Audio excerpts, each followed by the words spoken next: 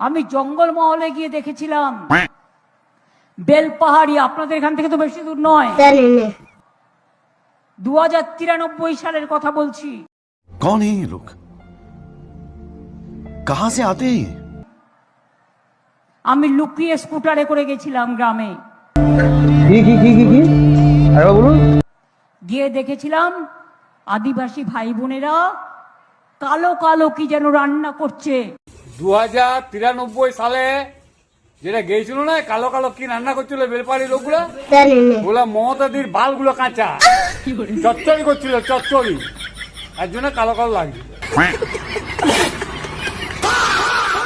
সালা 2093 সালে ওর জন্য বাজবে কিনা সন্দেহ। 2093 গিয়েছিল আবার লুকি লুকি